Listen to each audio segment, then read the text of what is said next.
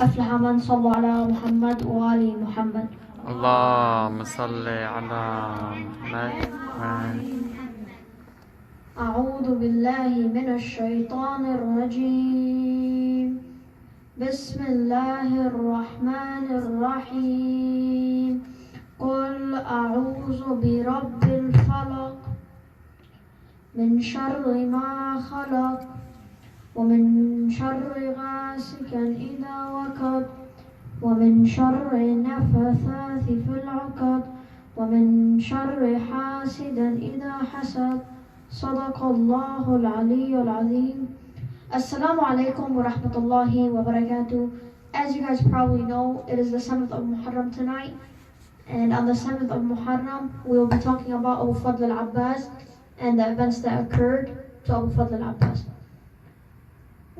Abu Fadl al-Abbas and Imam Hussein alayhi salam arrived in Karbala, and they arrived on the 2nd of Muharram.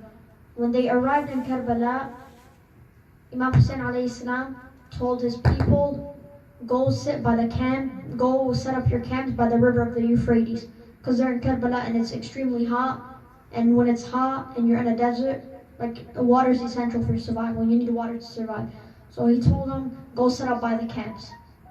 So as they were setting up the camps, the army of Yazid, la'natullah alayhum, they told them, you guys can't set up over here, move away from here. Because if you guys know, on the 10th of Muharram, Umar ibn Sa'd, la'natullah alayh, when Abu Fadl al-Abbas was returning the water, he said, don't let Abu Fadl return the water, because if Abu Fadl returns the water to Imam Hussein alayhi salam, all of you guys are going to die.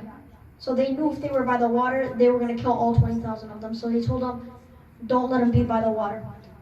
So when Abu Fadl saw that they were trying to push him away from the water, he got really mad. He got really mad to the point where he was ready to pull out his sword. He was brave, he was wise, he was obedient, and he was just like his father. They used to call his father Imam Ali alayhi salam Asadullah. He was just like his father. He was a lion of God. So when Imam Hussein alayhi salam saw that Abu Fadl was pulling out his sword and ready to fight, he said, Abu Fadl, return your sword. We're not here to fight. We don't want to start the fight. Because if you guys didn't know, all of Ahlul Bayt, they never started the fight. They would let the enemy hit first, and then they would go and attack. So he said, we also don't want to be known as the people that started the fight for water. Because if you guys didn't know, if you start the fight, it's going to go around. And they didn't want it to be on them at the end of the day, mostly for water. So they returned and they set up their camps. And when they set up their camps, there are sources that state that they set up in the middle. And all around them was the people of Yazid. And people would ask, 20,000 people just for 72 men? The 72 men weren't normal men. They were the camp of Hussein. They were the people of Hussein. They were strong. They were obedient. And most importantly, they were mu'mins and they weren't scared of death. So when they're going out to the battlefield, they're not 50-50. They're 100% in the battle. And they're fighting to their last breath. The people of Yazid, on the other hand, they were bought and they like the dunya more than the akhirah. And they're scared of death. So they're not going to go 100%. Saying, oh, maybe I might go in, but I might die. So they're not going to give their 100%. So it was 7th of Muharram, and the cries for water began. All the kids yelling, Al-Atash, Al-Atash, we're thirsty. And Abu Fadl al-Abbas, hearing this, it echoed throughout the lands of Karbala. Hearing this, he was hurt. Like, I can't quench their thirst. Knowing that the river of the Euphrates is right there, and I'm not able to quench their thirst, it hurt him. So on the 9th of Muharram, it was the night, and they started praying to Allah subhanahu wa ta'ala, and they were reading dua, and they heard the sound of the trumpet. Like back then, before a war started, they would sound the trumpets and they would start battle. So when Imam Hussein alayhi salam saw them getting into war formation, then sounding the trumpets, he sent Abu Fadl al-Abbas to tell them if we can have one more day to prepare. Now when people saw that Imam Hussein alayhi salam asked for one more day, they asked, why would Imam Hussein alayhi salam ask for one day? Was he trying to spend more time with Sakina? Was he trying to spend more time with Abu Fadl al-Abbas? Why did he want one more day? There are sources that state that he asked for one more day because he was waiting for a special guest, which we know now is Hur. Hur was a special guest. So on the morning of the 10th of Muharram, Ali al-Akbar gave his last adhan and they began to pray. They prayed Salat al-Fajr and they began the battle. Now, like we said, Imam Hussein alayhi salam was waiting for Hur. And Hur, on the 10th of Muharram, he was walking towards the camp of Hussein, and Abu Fadl Abbas thought he was trying to come and fight. So he told him, stop right there, don't come any closer. Don't come any closer, or I will fight you. When Imam Hussein saw all the commotion, he came out right away, and he's like, no, that's my special guest Hur, and he forgave Hur. Then Hur said, I want to be the first martyr. Let me be the first martyr. If you guys don't know what a martyr is, I want to be the first one to get killed. I want to go out first to battle. So Imam Hussein said, no, I'm not going to let you go out to battle. We barely have spent time together. Hur kept asking until Abu Abdullah thought, he's like, the more Hur is with me, the more he's going to be thirsty, the more he's going to be hungry, so I'm just going to let him go. So he let Hur go. Then Sayyidah Zainab asked Abu Abdullah, there's 20,000 of them, and there's 70 of us, 72 of us. Do you not got anybody else? So he sent a letter to Habib ibn Mazahir alayhi salam. He sent a letter to Habib, and Habib came to Karbala. When he came to Karbala, he was killed. He went just like Hur, and he was killed. After that, his son Qasim.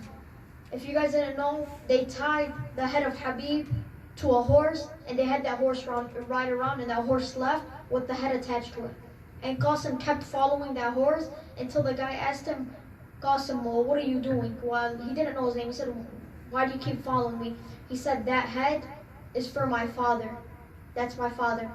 And Qasim, he imagined his father telling him, you're worrying about me when Abu Abdullah is by himself in Karbala with only 70 people. So then Qasim stood next. After that were the children of Sayyidah Zainab, Aun and Muhammad. One was 13 and one was 11 years old. They're extremely young. They went out to the battlefield, and when they're together, they're fighting together, they're very good at fighting. So when the army of Yazid saw this, they separated them and they killed them both. So then they both stood. After that, Abu Fadl Abbas, the companions kept coming and they kept dying. They kept coming and kept dying. So after Abu Fadl Abbas saw this, what was happening, he couldn't anymore. He went as Imam Hussein alayhi salam, please let me go out to battle, let me go fight. Imam Hussein kept saying no. He kept asking, kept saying no. He was walking towards the camp of Kulthum and Sayyidah Zainab. And he just turned right back. He's like, I already know they're not going to let me. Then he kept walking to the camp of Imam Hussein and going back. He kept walking to the camp of Imam Hussein and going back. He kept going until Sakina, the daughter of Imam Hussein, came up to him and she's like, I'm so thirsty, my uncle Abbas, please give me water, I'm really thirsty. So when Abu Fadl Abbas saw that the daughter of Hussein is extremely thirsty, he held her and he took her to the camp of Hussein and he just sat there.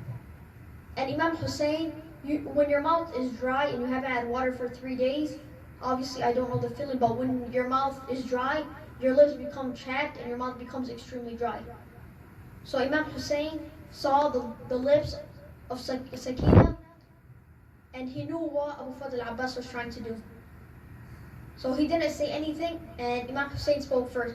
He said, I know what you're trying to do, but how can I resist this? How can I say no for you trying to get water to Sakina? But he said, Abu Fadl, I have one request, only one request, don't go with your sword. Now people ask, why did he tell him not to go with this sword? Does he want Abu Fadl to die? Like if he goes without his sword, he knows Abu Fadl is going to die. Why did he tell him not to go with his sword? The reason he didn't tell him to go with this sword was because he didn't want Abu Fadl to start fighting the enemies in the camp of Yazid. So that's why he told him not to go. So they hugged each other and Abu Fadl went to Sayyidah Zainab. He talked to her and he said, Sayyidah Zainab, can you please let me go? Because he had to get permission from both of them, both Imam Hussein and Sayyidah Zainab. Sayyidah Zainab also said, yes, you can go. And they hugged and she said, as a child, I was told that people might take off my scarf. Like people might strip it off me. But she's like, how is that possible when I have 18 brothers? Because it was an extremely huge family. How is that possible when I have 18 brothers? I never thought. But now with you leaving, it might happen. Inshallah, please welcome Brother Muhammad al-Mudaffar for a beautiful majlis. Sallu ala